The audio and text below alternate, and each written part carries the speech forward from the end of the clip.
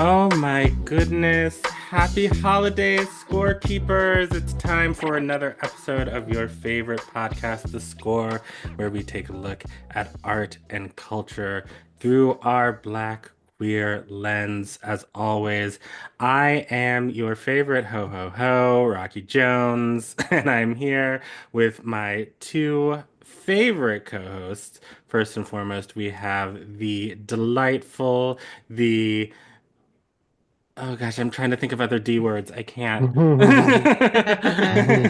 Anyway, but doctor, Oh, doctorific. that's a good one. Yeah. Yeah. Dr. Lee Bynum. Hello, Dr. Lee Bynum. Hello, how are you?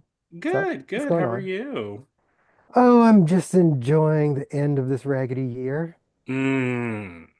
trying to bring this bad boy to a quick and final close so I can Yeah. move on, wake up, new energy, new year, new everything.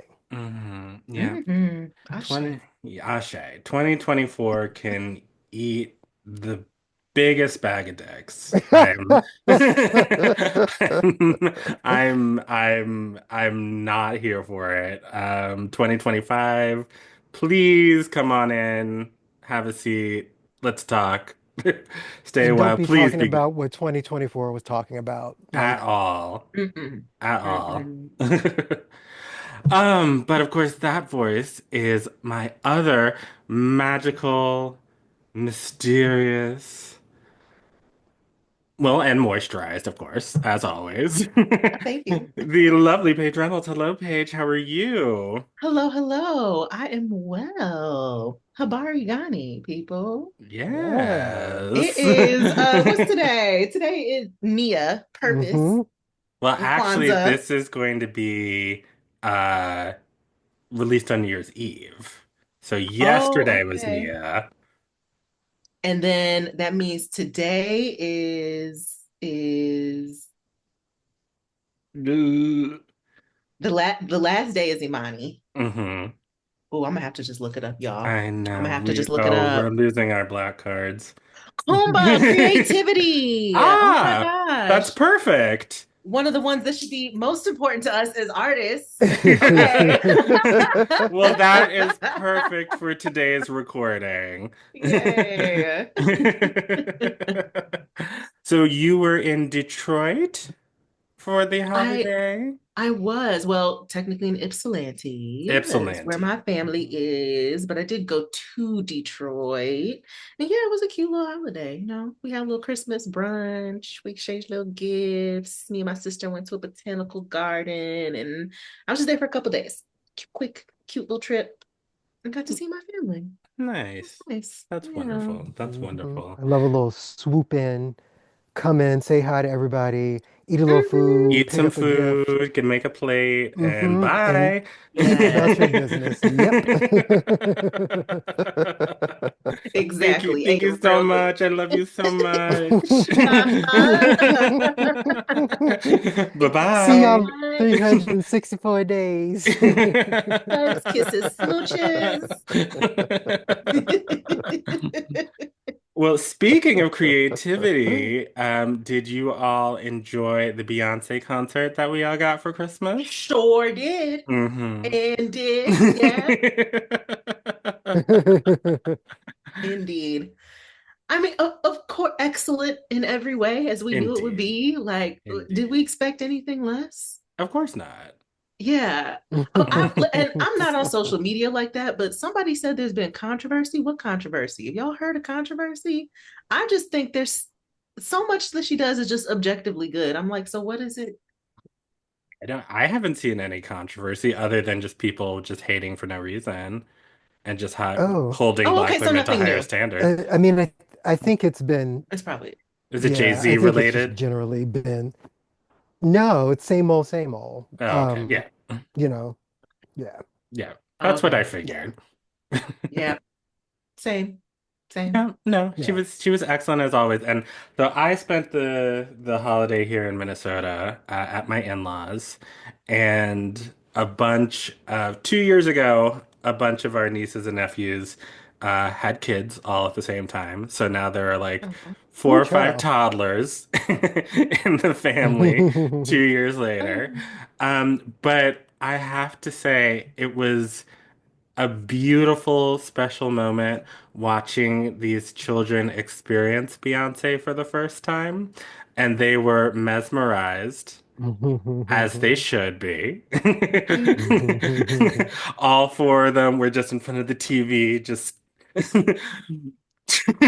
shaking back and forth, moving the little hips. And it was like some of them have some rhythm, and I was like, okay, okay.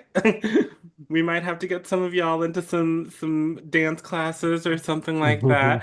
And it was just we have the videos. It's just so cute. I have to Oh my send. gosh. Please I have share. to send them Please over. It's the share. cutest thing I've ever seen in my whole life. I need hope and reassurance that the next generation is Yes. being raised right. Well, Thank it you just it for just it just goes to speak to show it. you that any controversy about Beyonce is just unfounded because she's so virtuosic that a 2-year-old can understand it, you know? Yeah. So if you were just, if you are over here like, well, you're just a hating ass bitch. You just are. With love. Yeah. With love. Yeah. My father was watching it too, and like he definitely appreciates her as an artist, but doesn't like listen to her like that. Sure. And he loved the performance, and as a football guy was just like, no one like does a show like this and like uses the whole field like this and like the cameras like this. Like we were just you get the look on his face when something is good and like he's into it. And just uh, amazing. And of course, I a thing I always appreciate about her performances, especially I would say Lemonade era on, Hmm. is that there is just like the surface level good entertainment, excellent performer, and then there's always deeper symbolism to look Yes. into. There's always like a million layers of intentionality that she has put into it, that her team has put into it, and you could just feast on it for days. Hmm. I, Yeah, like appreciation. a 12-minute performance and, just still thinking about it and all the layers of the Yeah. performance. It's just like she's just amazing. She's just ridiculous. And of course, whatever she's announcing on the 14th, I'm sure we will have thoughts and opinions about. If it is a new scent for her shampoo or a new bottle for the whiskey, I'm gonna be mad, Beyonce. I don't care that the whiskey comes in a rhombus now. No. I want music, I want a tour, I want something. Although I do not have any money to give you. I'm so sorry. No, girl. I'm not ready for a tour yet. I'm not ready for I that. need to save. I need to save some money. Mm-mm. Mm-mm.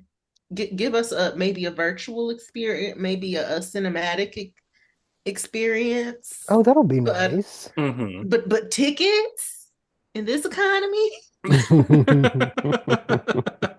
please be, please, please, please, please, please. Please have mercy on us. Well, today we are going to be discussing the last three episodes of the first season of Noah's Ark, going back to the series we've been doing all fall. But before that, since we're talking about endings today, I just had a quick question for both of you. We're going into 2025. Do you Mm. have any, and it's New Year's Eve, do you have any New Year's resolutions for 2025? Hmm. Not any resolutions exactly, but I have like some small projects, small goals that I want to achieve for myself. That is really the wave I'm on lately. It feels really good to like give myself something small and digestible that doesn't put pressure for me to like change my whole routine or do a total Hmm. 180. Mm-hmm. So, for example, I want to just like write more. And if I can write and share one thing publicly, that'd be great. I want to make a little zine about something that like I think is interesting or something I want to say. And there doesn't have to be a lot of pressure about how I share it. But I'm just like, if I can just like complete one of those in a year, that'd be great. So those are a couple like my little creative goals. I like I like that. that. That's Thanks. nice. It's not too much that you can't wrap your arms around it. It, Exactly. and Yeah. then if you achieve it, it's great. If you just achieve part of it, that's great too. And it's a project you can carry on into 2026. Mm-hmm. Mm-hmm. Exactly. Something that like is low stakes. Hmm. Low stakes and fun. The last thing any of us need is more pressure at this moment That is or, true. more sources of anxiety. So, yeah. Nice, nice. Lee, do you have any resolutions? No, No? yeah, I don't really do things that other people do. Well, And a triple Aquarius, yes, we know. yeah. Such an Aquarian answer. Okay. Fair enough. As Do you Aquarian have as Aquarian any? could be. Aquarian, the contrarian. Yeah, I Yeah. just, yeah. Well, that's all right. You're doing all right. Yeah, plenty of stuff is going on over here. So just keep on keeping on. Yeah, exactly. Yeah. But I ain't changing for nobody, even me.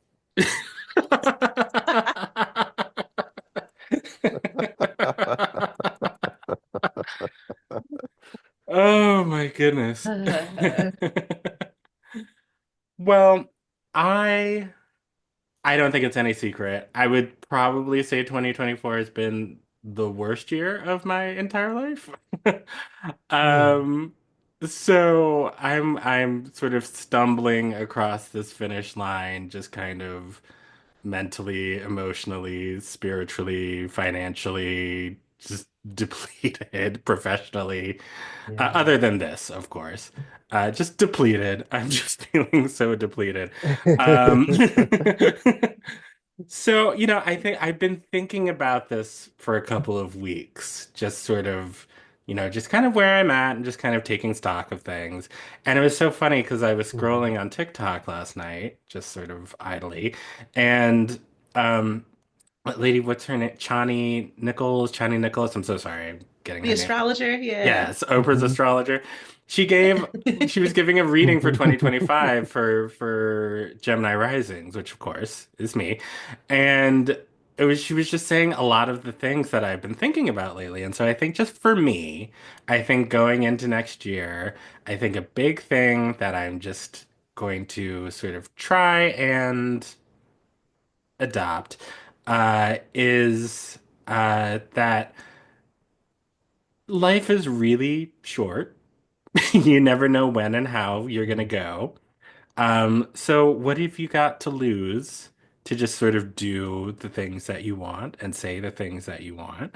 And I am not moving forward, trying to convince people who don't want to be convinced of my value, of my worth, of my intelligence, of my I'm just gonna stick to people who see that and understand that and not feel the need to sing for my summer supper or settle for scraps or anything like that. I am moving into this next chapter of my life, I think a little bit more free Good. That makes me really happy. is what I want. Is what I want. That's really beautiful. Yeah. Yeah. I love that for you, friend. Thank you so much. Yeah. Thank you. Thank you. You know, I think Yeah. like any Gemini rising, I have two very distinct halves of my personality. There's like Mm. there's like fun, carefree. Yeah, let's do t 10 shots on a Tuesday night. That sounds like a good idea. Optimist, everything's gonna be okay, sort of, whatever. And then the other side of me, which is just like ruthlessly competent and kind of emotionless and kind of, a little cutthroat, I suppose. Um, and so I'm best when those two halves of myself merge, but I think some people sort of only see like the frivolous half and kind of think I'm a little silly, or some people just sort of see the more serious side and don't think that, I have feelings. And it's just like, no, we're gonna just integrate both of those things and see what happens. Yeah. Yeah. Yes. Mm. All right. Well, I hope whatever you all are doing tonight and tomorrow that you are going into next year um healthy and happy, or at some point next year you become healthy and happy. And just know that, we here at the Score, we love you and we're wishing you all a happy new year. But speaking of endings and new beginnings, Noah's Ark, Woo. that was Ooh. a ride, y'all. And I have thoughts I and tried to feelings tell y'all. I have thoughts and feelings and opinions, and they might be a little spicy.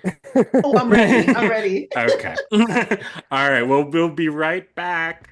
Right after this.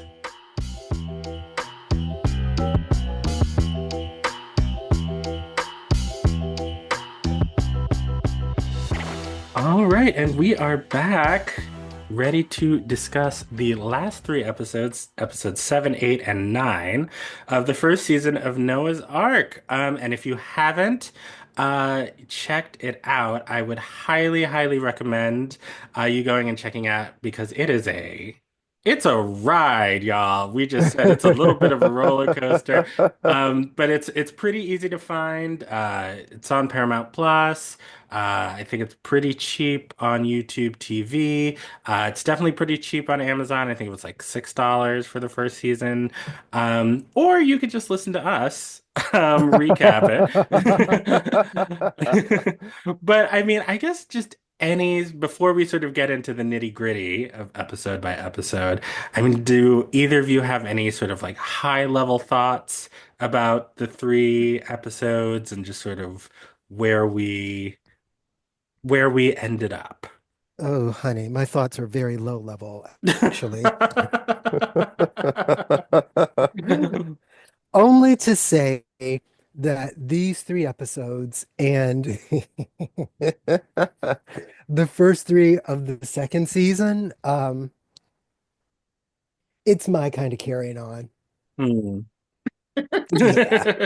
It is people giving in fully to their emotions, their desires, their fears. It's the best kind of drama for me because the characters are getting the kinds of moments that they're at the extremes of their emotions, which is Hmm. when they're going to be at their funniest, they're most sympathetic, they're most interesting. And I think for this cast, it's really one of those shows where the more foolishness that's happening in the script, the more they seem to like lean into what they're doing. Because a couple of the episodes, like in the middle of the first season, they're like they're being regular people, right? Like we're Hmm. like we're going to the supermarket, we're talking about relationships, and I'm like, oh, this is a perfectly charming, lovely sitcom about a bunch of queer black people. And then you get to like especially episode 9, and you're like, oh, this is something else. These people Hmm. are, oh yeah, okay. And that's what I want in TV. So I was over the moon about these three. And frankly, it's these three episodes and the three that will come next that are the reasons I even wanted to do this on the show. Because I just love the tomfoolery. I can't even deny it. feel the same. I feel this like wow, wow. The the real the journey we have gone I on mean, through this season, but the way it all blows up in a way that is I don't know, just like beautifully complex, like at moments deeply funny, at moments just like really sad, at moments really shocking, and I don't know, just gave me everything, Mhm. everything. I exactly my kind of carry.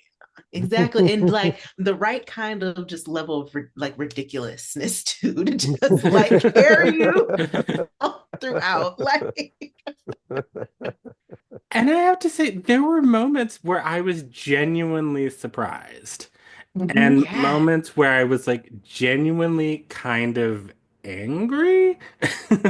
Oh, I can't wait to hear about that. Well, not, I mean, not like angry, but like, there were just moments where I was just like, this, if this were if this were happening in 2024, this Oh, storyline yeah. would be so completely different. Yeah. Yeah. And there's some of the things that the characters do that I'm just like, that's not okay. Like, that's not cool. I don't know if I want to root for you. See, this is what I was saying a few episodes ago when I was saying when the show ran in its original run, and a couple of my friends were like, "Oh, you so remind me of Noah," and I kept being like, "This better be about clothes, it better be about the hair, and not about the decision making." I know exactly what you mean because so many times that I wanted to shake the screen because it's like, what are y'all What doing? are you But then you're, doing?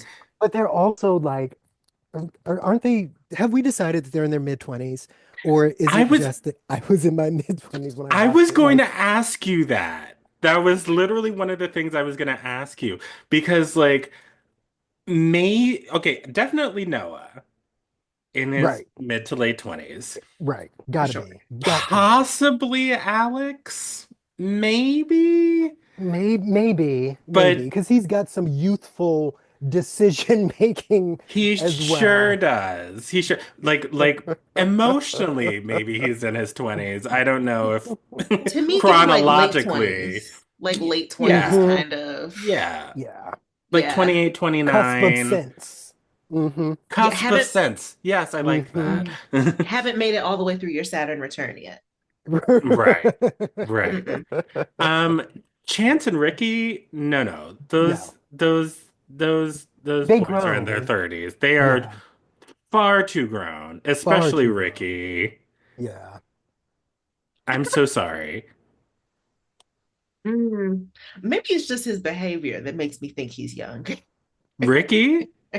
I mean, he's certainly acting like somebody who just left his mother's house for the first time. I It is Yeah. mean, wild.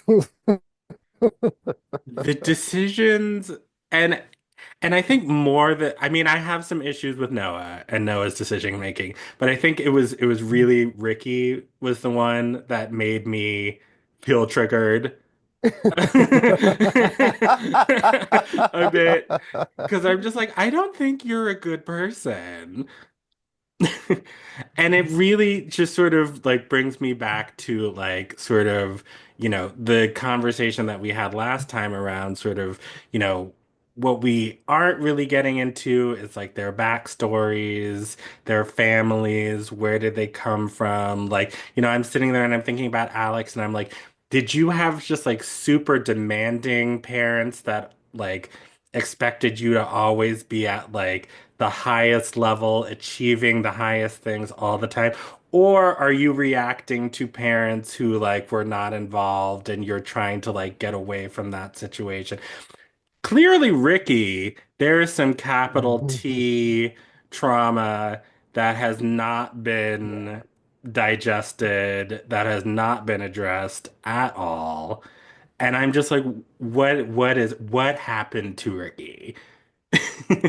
Because it's exploding out of him in just the most toxic ways. And I'm just like, You know what I will say about the Ricky storyline on the rewatch?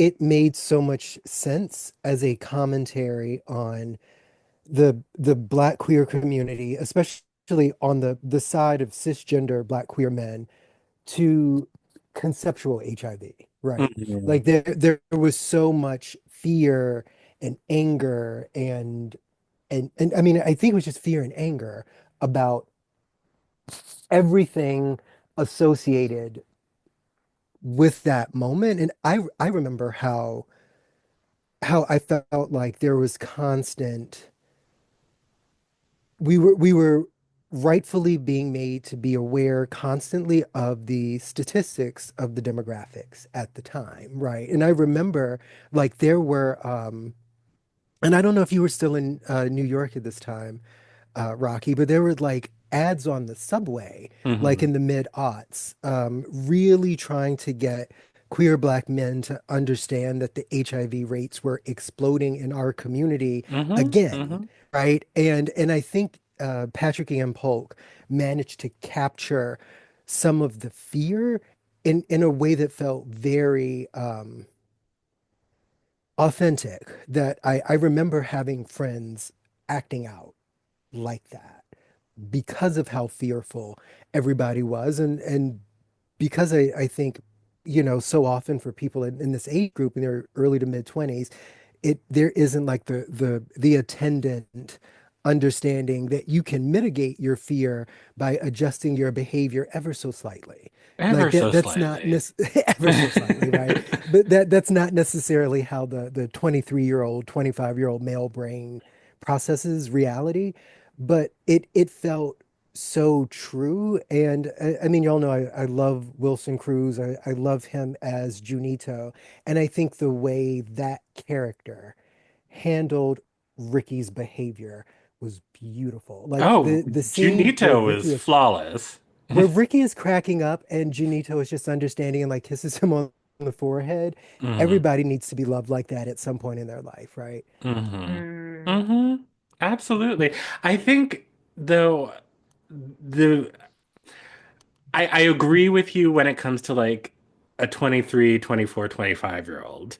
But I think as we discussed, like I don't think that's where Ricky's at. Like he is grown. And I think that's what I was reacting to in that moment. Maybe we should color in the lines for folks. I think we're probably going to skip around a bit As we should. Maybe, as we As we discuss yeah, these should. episodes. yeah. But but essentially what happens in episode 7 is we're sort of dealing with the aftermath of Alex making this terrible decision to go and break into Trey's straight friend's house because he thinks Trey is cheating on him or whatever. Gunshots occur.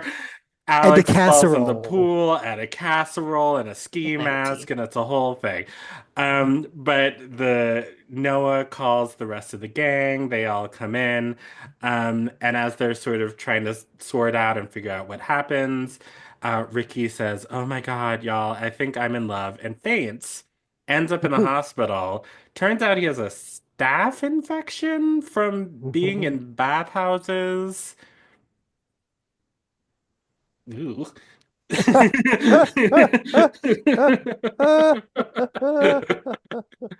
But Junito is his doctor, which I don't think is that allowed? That. Don't worry, RFK is going to work all of that out. Oh, Don't you worry. thank God. Anyway, okay, we're moving on from that. Maybe we'll talk about that in January. But then Junito also suggests that he get an HIV test. And of course, then this triggers a whole sort of tsunami of emotions and feelings, as of course it would in most anyone in that situation, but especially Ricky, because Ricky has been having um,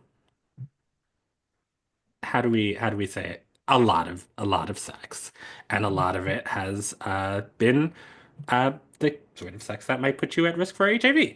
And And we should also just note that I forgot how shocking it was to hear a grown man of any age um, say that they had never had any kind of HIV test. Like that moment where he acknowledged that it was his first test, sort of given his behavior, and they were all floored. I was floored too, even though I knew it was coming. It's just like It's such a profound thing to hear. it's wild. I mean, I also wonder, like, that made me wonder a couple things. Like, at this point, are people like at regular doctor's visits, like STI testing is just recommended or like part of routine at this point? Like, what's going on as far as like standards? Because I'm like, now that's like just part of your routine Hmm. checkup, even like if you not going in exclusively intentionally to get STI testing yourself, it will come up at a regular exam. So to just like not have one at all, I was also like, is he just used to lying at doctor's appointments too? Like, or is he one of those, I don't go to the doctor enough? Like, what is going on with Ricky? I want to know what is going on with Ricky. I mean, that's just what I'm saying. It's just like it feels like there is and Lee, let us know. Do they get into it in season two? I just want to Because know. Do we because Oh, yeah, they continue this. They absolutely continue the storyline. And sorry to interrupt, Rocky, but I wanted to just add something to what Paige just said. Mhm, In addition to doctor's appointments, at this time, if you went to anything where there were going to be large groups of queer black men, there was somebody from some nonprofit mhm, doing mm, free HIV tests everywhere. everywhere. right. Pride, in the bar, like it was everywhere. So it's Hmm. also that Ricky was actively avoiding it. Right. Like it wasn't just like lying to doctors and like, oh, I'm not gonna get a test. It's like going into bars, walking around the table that would be like right in the front where they'd have the condoms and the Hmm. The Ziploc condoms, the bags. lube, the And dental Right. he's friends with dams, all the Alex. things. And he's friends with Exactly. Alex. So you know And Best he's he's been friends with lying best to friends with Alex. Alex. I know he's been lying to Because Alex you because I know know Alex Alex is exactly. at asked. yes. Yep, Because Alex is nosy. Alex exactly. is in everybody's business, So would is have she. and it's kind of surprising that Alex wouldn't have said at some point, "Boy, come down here and get an HIV test right now." Right. Right. Yep. So that's interesting. Hmm. Hmm. But yeah, like I just want to know what his deal is. Yeah. I think more than any of the characters on the show because like I'm finding myself having the largest reaction to that storyline. I feel like it's driving me crazy because I also just feel like also it's just like so much of his behavior is just like so unnecessary. So we find out that Junito is HIV positive, has been for a few years, has been, on, regimen of treatment, and, he's undetectable and he's doing well. Um, and that brings them closer as Ricky's waiting for his test results. They get them back. Turns out that Ricky is negative, and he's sort of sure that he's positive and that he's gonna, have to, you know, deal with HIV for the rest of his life, and he's sort of, thinking about all of the things that he needs to sort of change in his life, and he becomes a lot more sort of introspective. It seems like as soon as he's negative, like, well, let's unclick the seatbelt. All bets are off. Junito, who has been so kind and so lovely to him through this entire thing, who it's very obvious that they are falling in love with each other. They have a special moment where, Junito, wants to have sex, and Ricky's like, let's do something else that's just as fun. And then it's like, oh, you're about to break up with him. And which he Mhm. does in Mhm. just the nastiest way. Yeah. Yeah. And that's the point where I was just like, I don't know if you're a good person because like that was so nasty. Like, first of all, picking up the trade in church and then bringing the tray back to the store, and then making out with him when you know Junito is coming to pick you up for a date. What? Like, why did you think that that was the kindest, most humane way to do that? Well, it speaks to like I part of what I think is so compelling about the show is that the pain that the five protagonists feel, that the trauma, it's like right under the surface at all times Mm-hmm. for each of them, and it's Mm-hmm. different for each of them because, and it just kind of like comes out like in these moments, these totally random moments. It's like, oh, what? No, no, why is Wade acting crazy now? Everybody else was straight. You know what I mean? It's just out of nowhere. But maybe it's because I was raised by a therapist. I I I I want I want something for Ricky. Like Yeah,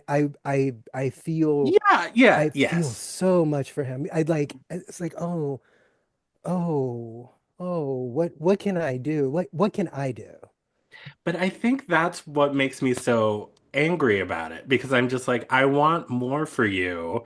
For Yeah. instance, I want you to go to a therapist's office and sit down and talk about what's happening under the surface instead of letting it just sort of leak out of you and like hurting other people that just want to like love you. And it's like cool if you don't want to be in a relationship with this person. But like, you can, there are ways to express that need or desire in ways that aren't actively um, mean and harmful. Yeah. It was just so mean. It's And so mean. I remember saying out loud, like after Janita walks in on Ricky and Trade or whatever, like I was just like, wow, this man is really, really sad. This man is Hmm. super sad. Hmm. Like, wow. So Yeah. And he's super sad, and like that's why he's making the choices that he's making, which makes him even Yes. sadder. And yeah. like, and Yes. it's horrible. It really is just like so sad to watch, but it's just like also at the same time, it's like, oh honey, we need to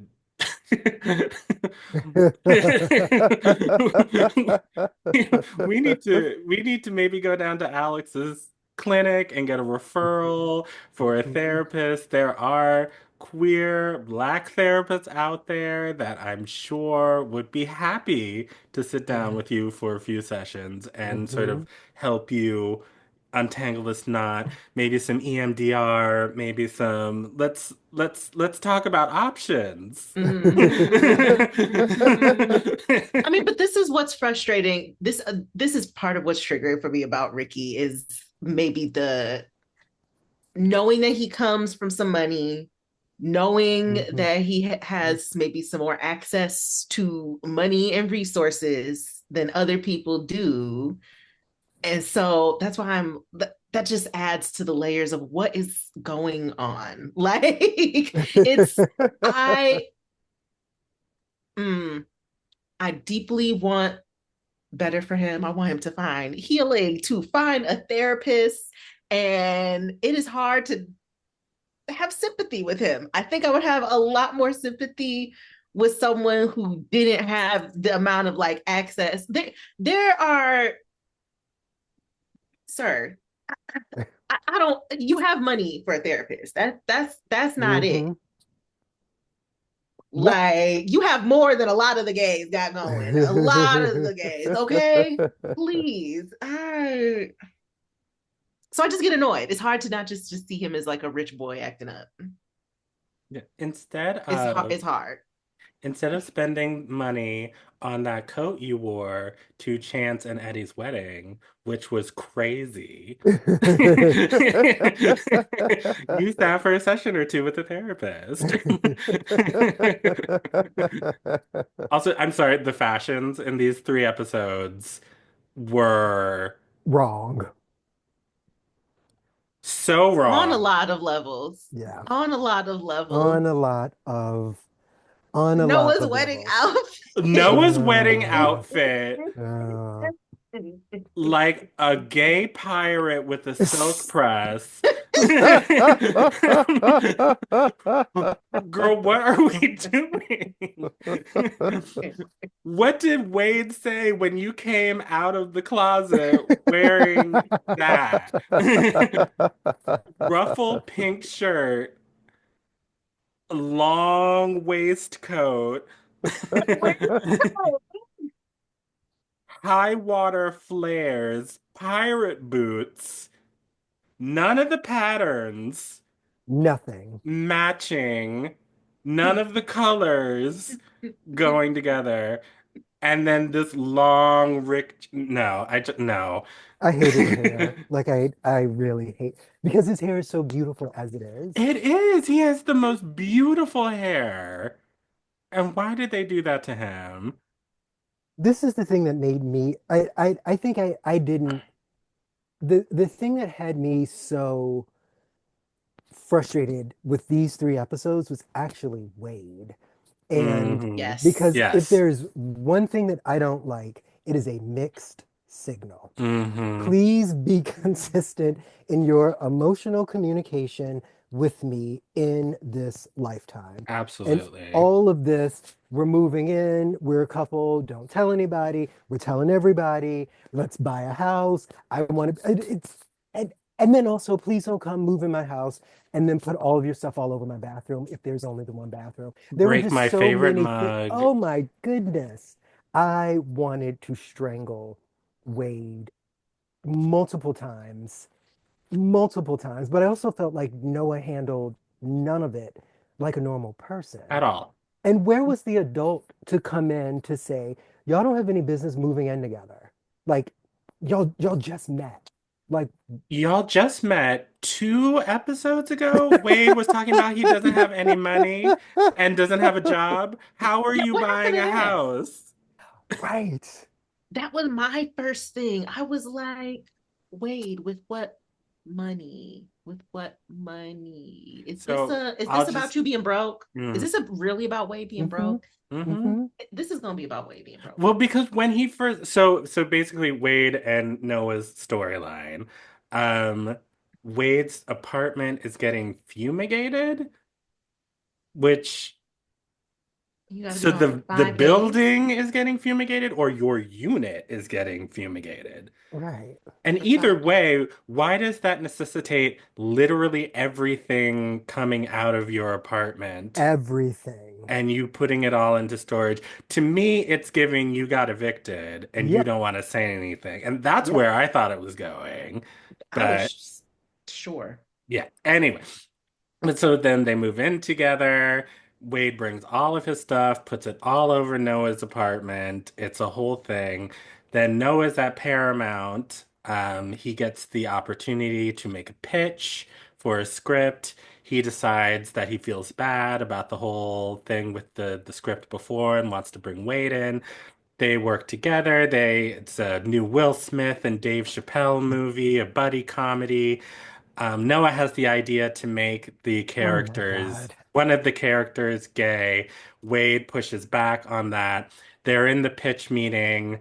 The executives are kind of lukewarm about their idea, and then Wade all of a sudden is like, "Why don't we make the characters gay?" And they're like, "Yes, Lay, house down, boots, mama, yes." So Wade steals his idea, but whatever. I guess they get the job. Then later, what happens after that? Oh, so then he's got all of his stuff all over Noah's bathroom, is cooking like an 8-course breakfast, breaks Noah's favorite mug. Noah's just getting really frustrated with the whole situation. And it all sort of culminate. Oh, and then all of a sudden Wade wants to buy a house.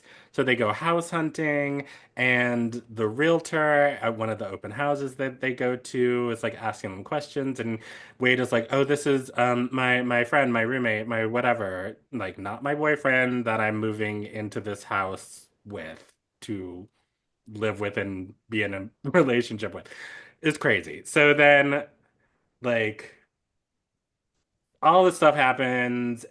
Noah ends up looking at a sex party looking for Ricky, ends up hooking up with the bouncer, which Noah, I mean, have I some mean, decorum, honey. The bouncer turns out to be a friend of Eddie's, I guess, and is at the wedding. Wade walks in on him forcing himself on Noah in the bathroom. Wade gets upset, causes a scene at the wedding. There are punches and all sorts of things, and then all sorts of things. all sorts of things, which we'll get to. All sorts. But Noah and Wade end the season, presumably not together. I think that did I miss anything? I don't think I missed. Only, only minutiae that we Yes. will certainly get to. But I want to go back to one of the points that you brought up. It it wasn't just that Wade pushed back on this idea about making one of the characters gay. Doesn't he also say something like, "Why do you always want to make everything Yes. gay?" or something like that? He Yeah. did. He sure I did. I really wanted them to unpack that conversation. Yeah. Yeah. Yeah. I mean, that was not the first time that he doubted Noah's choices to make a character gay, Mhm. saying like, why would you want to do Mhm. that? Or just, and also specifically saying that people aren't ready for that. And like it'd be It, better to just make it It's strictly hetero. it's Like who he are people? Are you people? I think you're the people, Wade, but okay. hmm hmm right, Yeah. right. Yeah. Yeah. It's just upsetting. And I go back to what you were saying earlier, Lee, about just sort of just the emotional roller coaster that he is on. And I think, going back to astrology, I'm a Capricorn Venus. To me, love is stability. hmm Mm. hmm Like, I can't deal with this push pull. You love me, you want me. You don't love me, you don't want me. You will not claim me in front of your friends or a stranger, or you don't want to hold my hand, or you don't want to, like, that's not what we're doing here. And if that's what you want to do, you can go find someone to do that with, but it's not going to be me. Mm-mm. And I just wanted Noah to just like in these moments, just sort of stand up for himself and his space.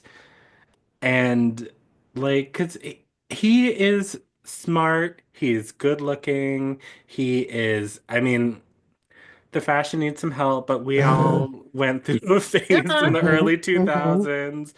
I had that lime green track jacket from H&M. I'm not saying that we are all without sin. But clearly professionally successful, all of these things that he has going for himself. And I just wanted, yes, for them to have this conversation about like, just Wade, what are you doing? Why are you like cooking me like just messing up my kitchen, making 10 different dishes for breakfast and breaking my shit? Over here talking about you love me and you want to get married and move in and like all of this stuff, but then you can't tell the realtor that we're a couple. That's just crazy to me. Yeah, the thing that's so weird about the whole arc, or oh my God, the whole arc of Noah and Wade is how Noah also gets to the place of cheating.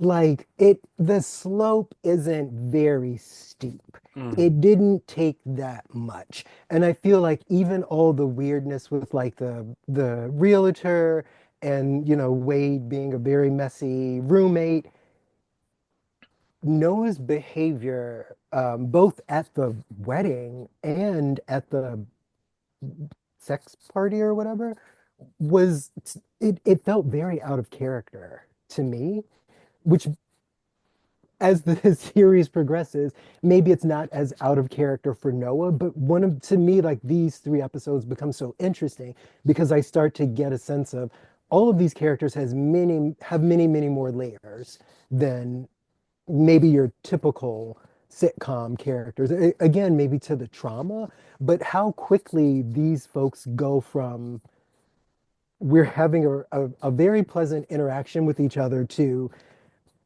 completely crashing out. Hmm. It's so shocking because they all do it. They all do it in some way. And I think with Noah before I was more so like, oh, he's young and Yeah. like that's a big part of it. But these last three episodes, it's more of like what you're saying, of just like, oh, no, what is like, why was it that easy to just to just cheat? And I wondered how much it was just like similar in maybe ways to what Ricky was doing of finding another way out Hmm. of confronting what's going on in Well, your relationship. Like, yeah. I mean, I think that was my immediate reaction is that like he got the ick as soon as Wade moved into his apartment yeah.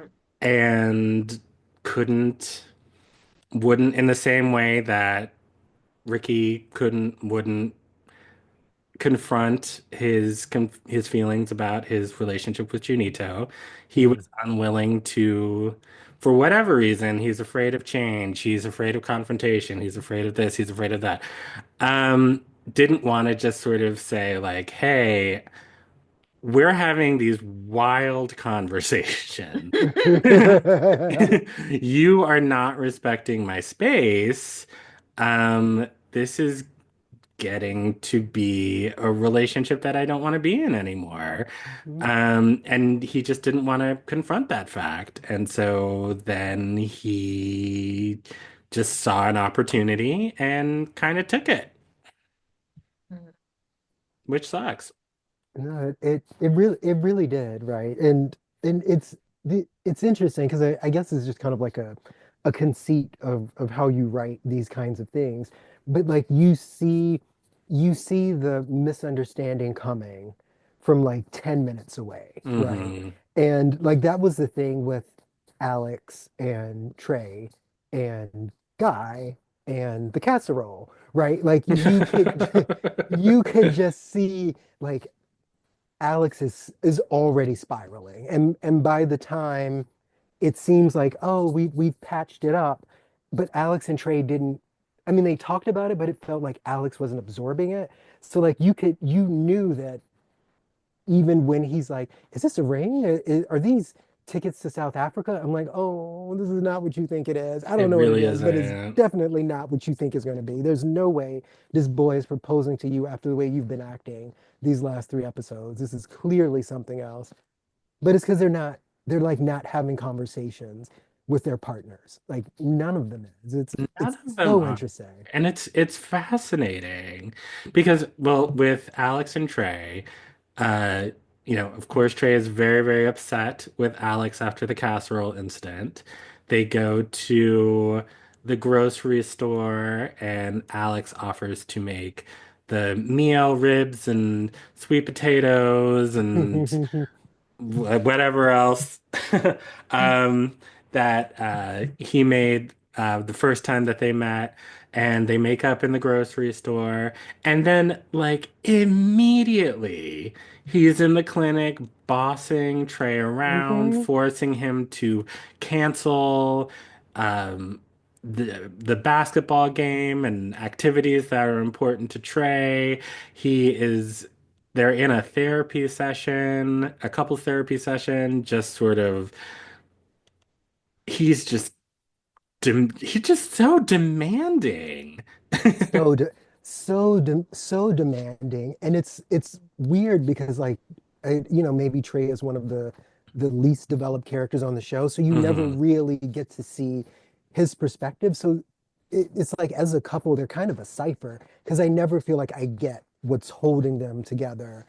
um I enjoy both actors. I don't know that I ever felt like they had the kind of chemistry that like Noah and No. Wade had. So like it was harder to see, but yeah, that was it's I mean, I don't get it. Like I, I like Alex, he's my favorite character on the show, but mhm. I wouldn't date him. No, oh God, no. And I feel like what they were saying at the beginning of the season is that like they have a lot of sex and like that's what's sort of bonding them. Yeah. All right, I'll give him that. Okay. And because like then in the therapy session, Alex is like, and you're not having sex with me anymore. Like, what's That's going on? right. Da, da, da, That's da, da, right. da. And so it just kind of seems like, oh, so they have this very sort of like physical connection that they've been able to sustain for however many years. And now that that's kind of breaking down, like that's what's leading Alex to be like, oh, he must be cheating on me with this straight man, and I'm gonna go over with a casserole and a ski mask.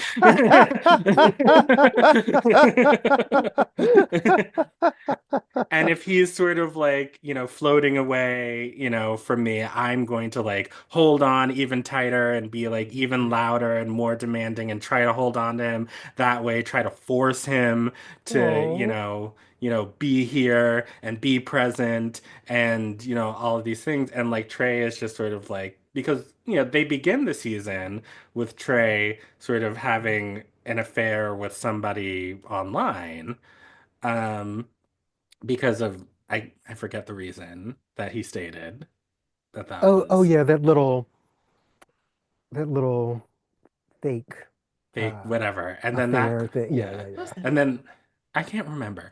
But then, that was Alex's like first like freak out about their Hmm. relationship. So like Alex, it seems like he freaks out whenever he feels like, that Trey is starting to drift away, then he just tried to latch on even harder and like, force him back.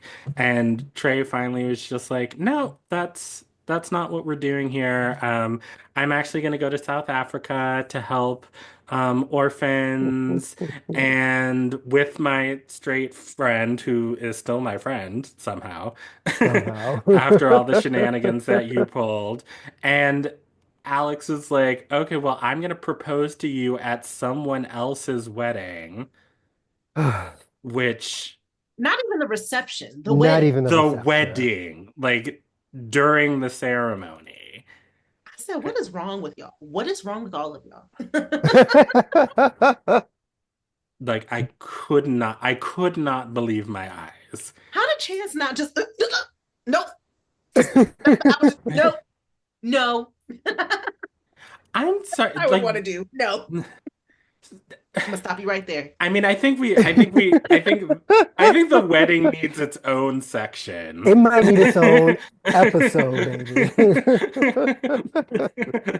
So we'll get to that. But like Mhm.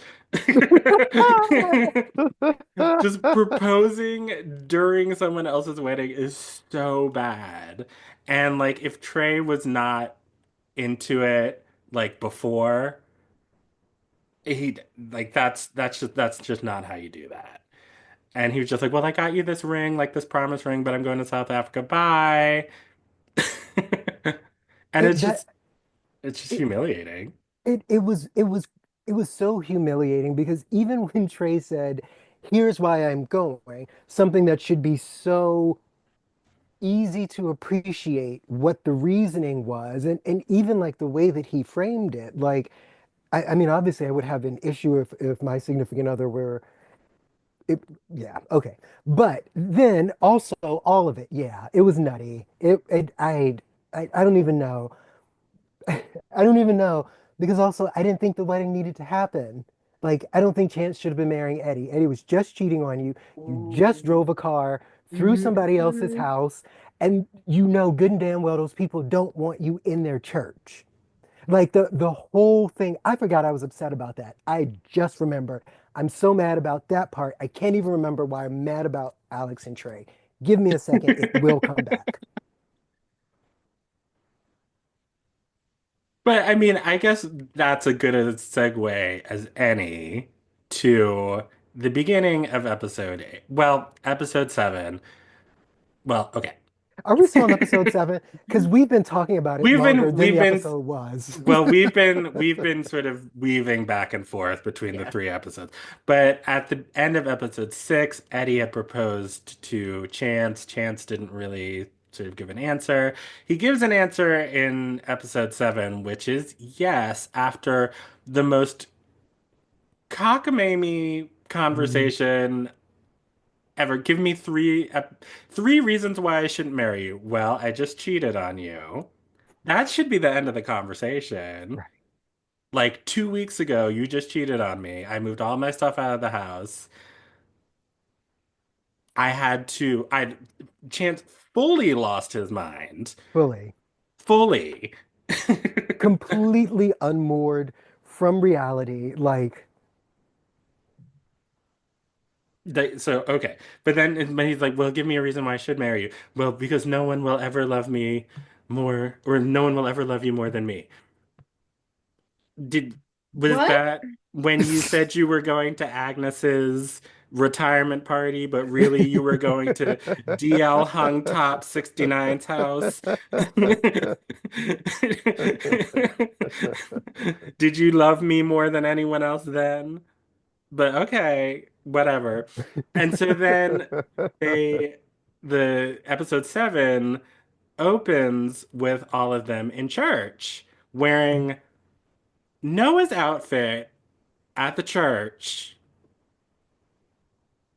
well, his outfit matched his behavior. Was that sort of I want to ask Michael Ian Polk, like, were the costume choices like reflective of their spiraling mental health? Is that what was is that what was happening? This This did just get worse and worse as the episodes progressed. this Yeah. man is wearing a shiny pink pinstripe button-down shirt with wide lapels and a blue silk flower brooch.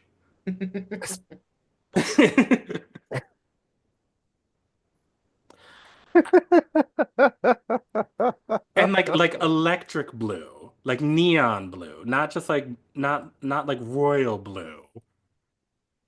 A very loud clown type of Mhm, blue. mhm. hmm Yep.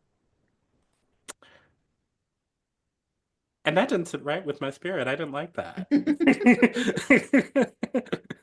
Anyway, but they're in the church because Chance and Eddie, or Chance, wants to get married in this church. And the pastor is Garrett Morris. Um,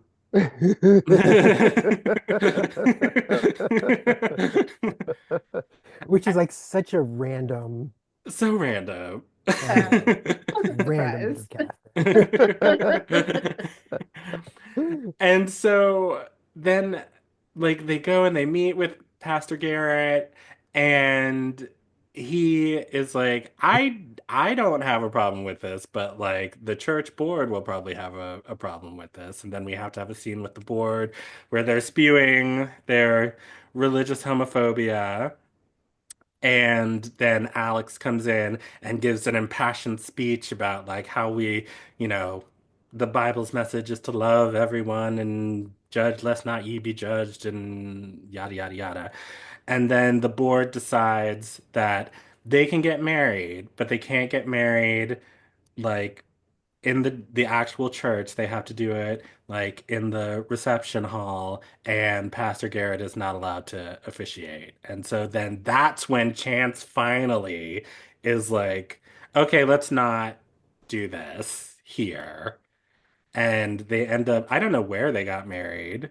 Um, I guess some event space, it Yeah, seems I like. couldn't quite tell. Yeah, didn't know. But then in the middle of the ceremony, all of these things pop off. Noah's kissing the bouncer in the bathroom. Wade walks in. Alex proposes to Trey in the middle of the ceremony. Wade punches the bouncer in the middle of the ceremony.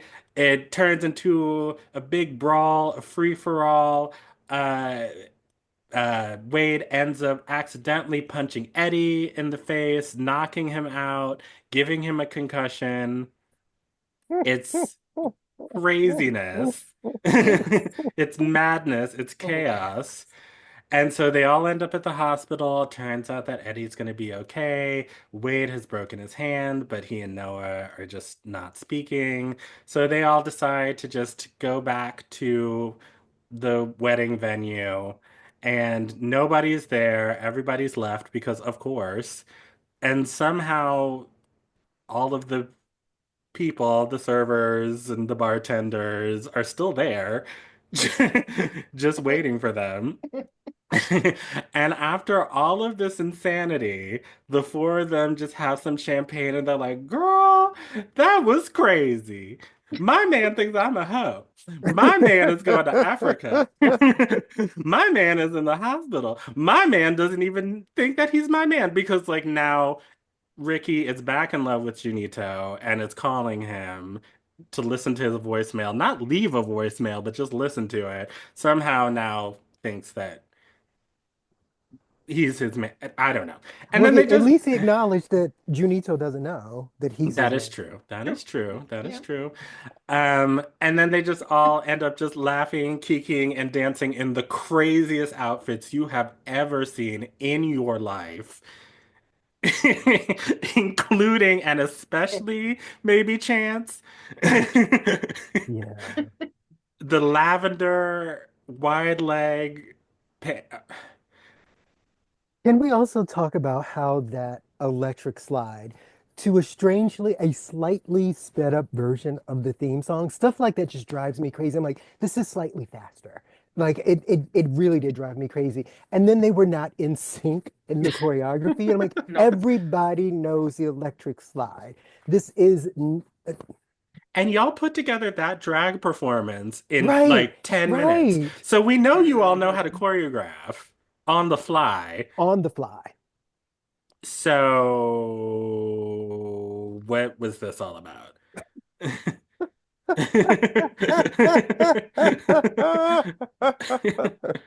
I was like, my Um, people, we can't go out like this. Listen, everybody had a rough day. From the moment After they that walked, wedding. from the moment they woke up and went in the closet, they had a rough day. Yeah. Mm. And then that's basically how we leave things. That's they all just sort of articulate their cliffhangers. Like, will Wade and Noah get back together? What's going to happen when Trey goes to Africa or comes back from Africa? What's going to happen with Eddie and Chance and their wedding and their marriage? And will Ricky and Janito get back together? And I don't know. I don't know how I feel about any of them because I feel like they all are making terrible choices. And I don't, but I mean, I guess maybe as viewers, we're supposed to be like, they're making terrible choices, but at least they have each other. I don't know. I I think think that was so. supposed to be the takeaway. I I think think so. so. With that moment at the end. Like, yeah, Hmm that was a hot mess, but you still my girl. Ruined my wedding, but I love you. Like, I'm so sorry. Like, okay, so my wedding was similar in that it was during COVID, and we ended up having a Zoom wedding, but we did have like three of our closest friends there in person, like socially distanced, Mhm. one officiating and the other two, witnessing and handing us the rings and that sort of thing. If one of them had done half of the things that Alex or Noah did that, I would never speak to them again. We certainly would not be kikiing with champagne during a terrible electric slide with no rhythm. But Mm-mm. okay, I guess Mm-mm. they're just different. Look. And your shenanigans have just gotten my husband into the hospital now. Like what? Cheers. No, no, bitch. Absolutely not.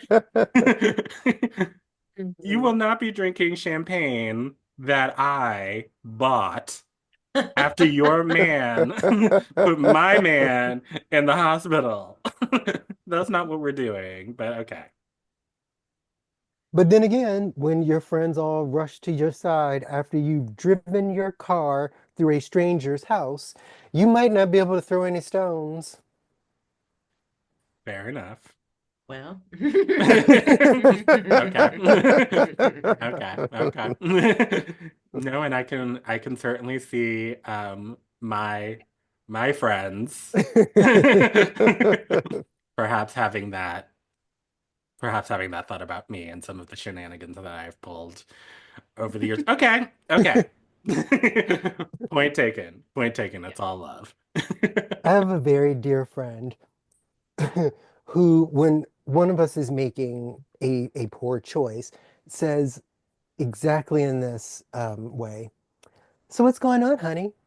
And I wanted somebody to just swoop in episode 9 and say that to each character because like everybody was just stewing in their own juices in the worst possible way.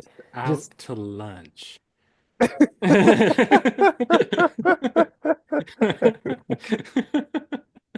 Well, so can't let me wait for just season say, 2. I really hope Noah and Wade don't get back together. No. I Mhm. really hope not. I want Wade to figure his stuff out away from Noah, actually. Hmm. Yeah. Yeah. Yeah. I don't I'm want like, any Noah, of baby, you're talented. yeah, Noah, you're talented. You don't need him. you don't. You don't. And you don't like him.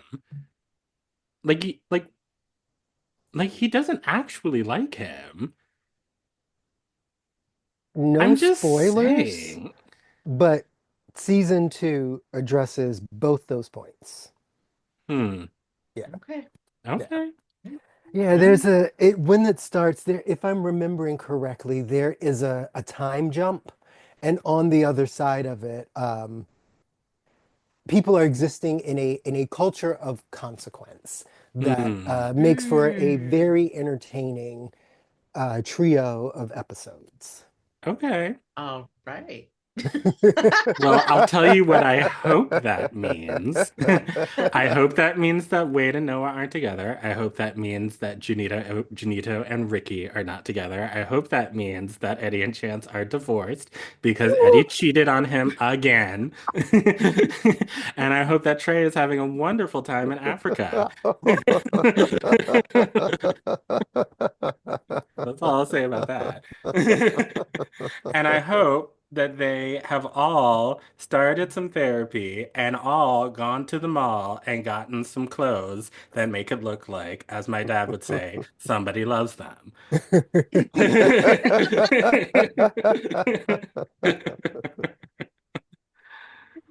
But we shall see what happens in season 2. I think we'll start that in the new year. I think we'll keep this Yeah, going because I'm having a good Yeah, time.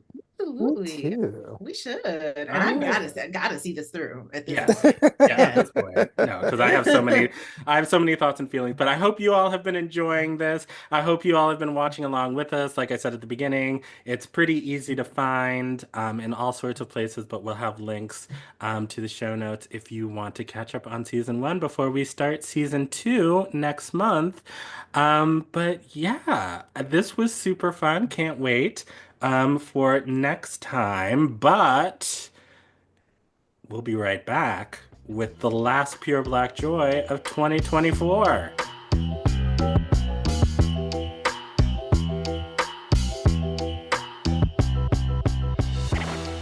All right. right, everybody, as promised, it is now time for our favorite segment and yours, Pure Black Joy, PB&J, a little snack for your soul, where we talk about the black people, places, art, music, food that is making us happy this week. So, who wants to go first? I'm down to go Okay. first. I mean, other than the obvious Beyonce, Pure Yes. Black Joy. Well, I mean, of course. No, of Goes without course. saying. Of course. And also for the artists that she features too, who streams inevitably go up every time like she features them, Mhm. who like just see more success after that. Love that. Happy for their Black Joy as well. Yes. But for me, mine's more about like a kind of personal pure black joy. Okay. Yeah. And one of my jobs and one of my many hats, we've been having these trans community meetings. And one that we had in December was like just for black and brown, trans, Mm. two-spirit, non-binary, gender expansive folks. And all of the gatherings have just been so beautiful. But that one especially just made me really, really full. And I got to lead a bunch of folks in spiritual bath making.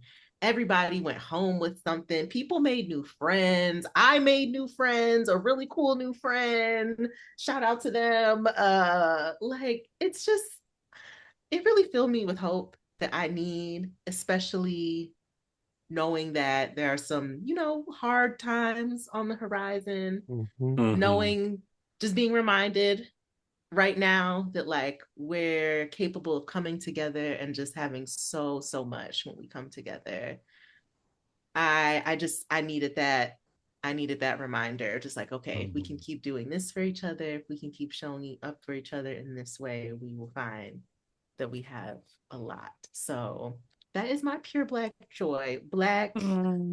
transgender expansive folks have just Mm. really filled me up these past few weeks, and especially at a time like the holidays where like you could be feeling a lot of exclusion in a lot of ways, Hmm. Mhm. folks have just been, I don't know, finding ways to hold each other. So that's my pure black joy. Oh, I love Aw. that. I love Hmm. that. Because, as much as we're hoping for the best, 2025 is going to be a wild ride Mm. and really scary for a lot of people. So to be able to have that space is just, and that reminder that Yeah. we're Hmm. all still here, that we all can still be in community with each other and support each other Hmm. and help heal. That's a beautiful thing. Yeah. Yeah. Love that. Yeah. Yeah. Glad I could share. That's beautiful. And I think it will feel very, very much like Sanctum in the coming months Hmm. to have that community. I'm really happy for you. Yeah. Oh, thank you. Yeah. Well, Lee.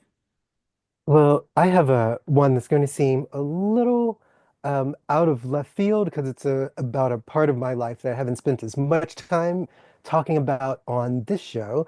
But everybody knows that I have worked in EDI in the performing arts space, uh, for like 20 years or so. Hmm. But another space where I do similar work is around comics, comic books, and not like stand-up comics. No hope for them.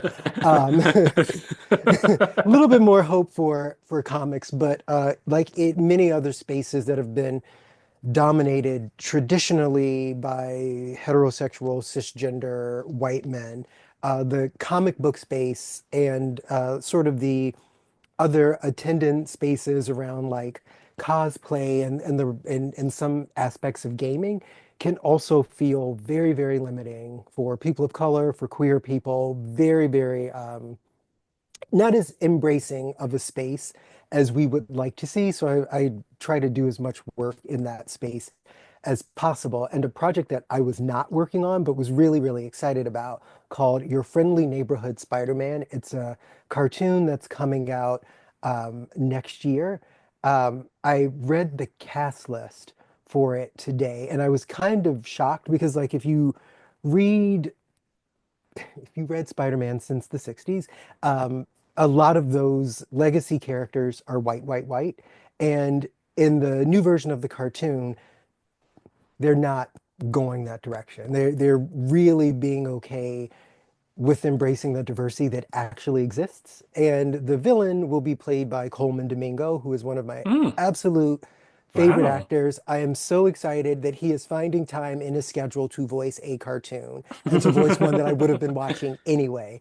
So this just did my soul really happy because in this space, there's been a lot of negative news coming out relative to equity and racial justice in the last couple of weeks. And an unrelated animated film from Disney, they eliminated Mm, a storyline around a black trans character for reasons of society, we'll say. So this is something of a counterweight, was actually a thing I needed to read and feel good about because I love cartoons and I love comics, and I think they are an important part of the American artistic tradition. And there's no reason for them, of all things, to be undiverse, to be not inclusive. And I'm just happy that kids who are growing up today can see a different level of representation than what any of the three of us saw as mhm. younger folks. Love that. I love that too. You. More kids growing up Yes. with just the diversity is the norm. Yes. And I love that for them. Yes, and being able to see themselves in all sorts of places. All sorts of places. It's Sci-fi, so important. comics. Yeah. Oh, yeah, it's so important. It's so Yeah. important. Yes, going back to our roots. Well, mine is personal too. I just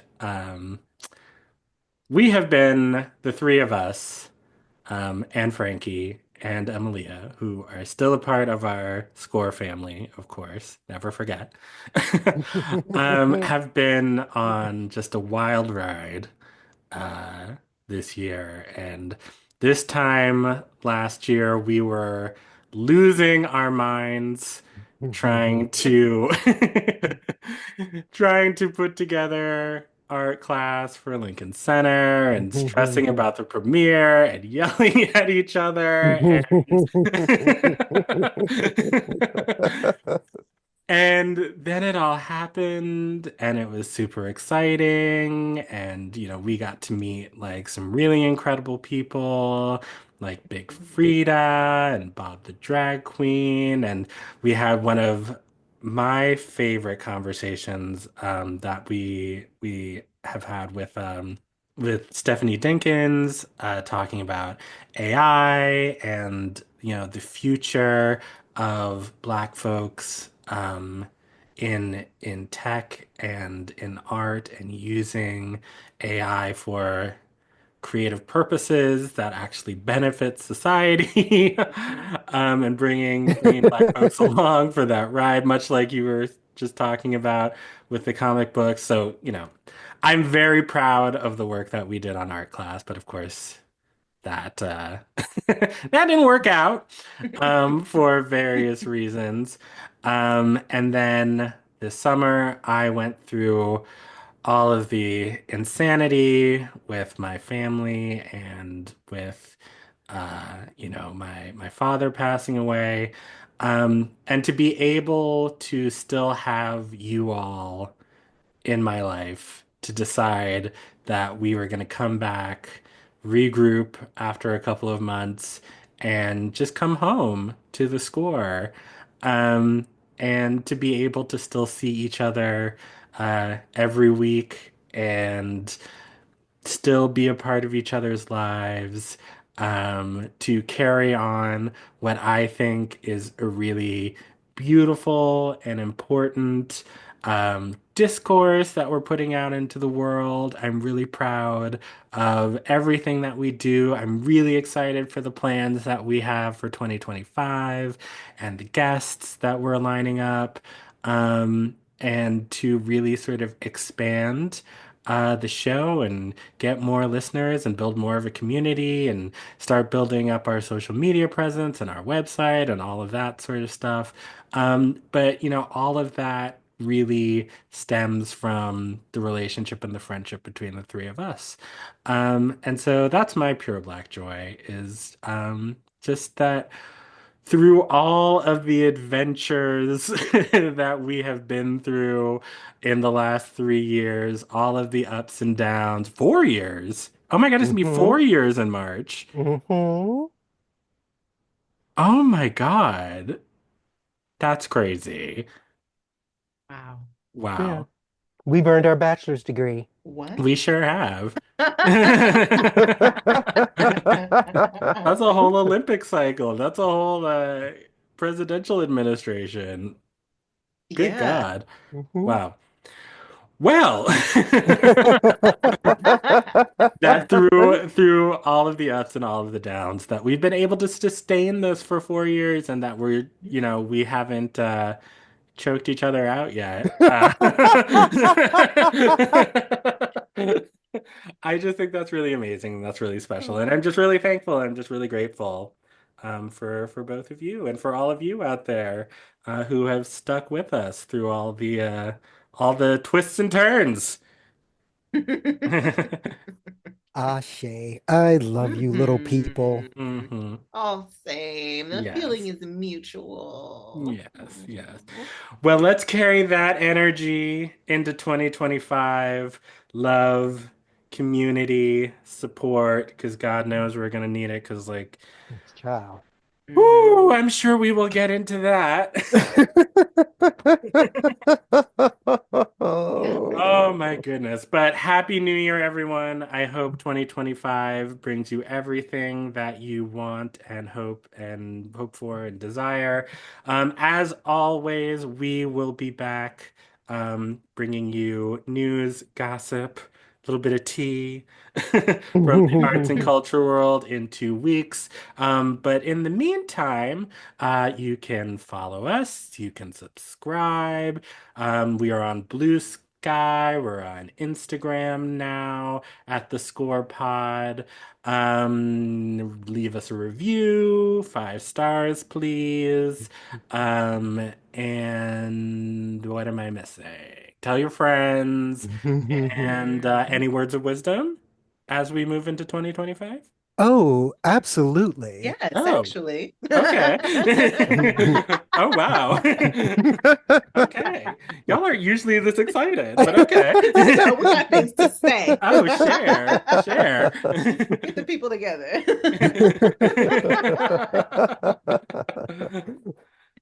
We'll go for it. You I'm go all first, ears. Dr. Bynum. Okay. Eddie Murphy deserved to win the Oscar for Dreamgirls. Fight me. That Ooh. that's your word of wisdom? I'm still mad about it. I just remembered how upsetting that was. So, yeah, those are my words. I need to end the year saying something I feel very strongly. Okay, well, there you go. Thank you. No, thank you. Thank Paige. you. Because Jimmy did have soul, and I felt like it was not properly recognized. Yeah, you're right.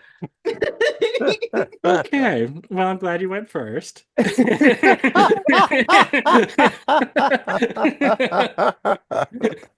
Paige. Well, I've been thinking about creativity. Today is, well, okay, today we're recording, not today y'all are listening, but today we're recording is the creativity day of Kwanzaa. Nia's creativity. No, Kuma. creativity is the day that this releases. Yes. I'm getting it mixed up. It's the day that Yes. releases. I got it right. Okay. Okay. Creativity. Okay. But I keep thinking about Toni Morrison and her saying, like, oh, now is the time the artists go to work. Like, Mhm. Mhm. this is the time when you're feeling the, like, oh, shit, what is about to happen? Or things are Mhm. getting scary. You're feeling overwhelmed. Put that into some art. Put that Yes. into something creative. And it don't even have to be something that's public. Even if you learn how to knit this year, Mhm. that is my word of wisdom. This is your time to put into something creative, into expressive. Go to work. You got you got things to work with to process this, and for us to like help each other process it. So that's my I stuff.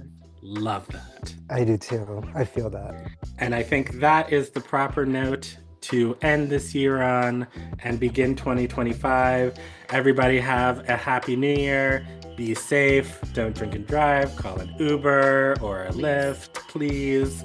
And we will see you in the new year. Bye, everybody. Bye-bye. 2025.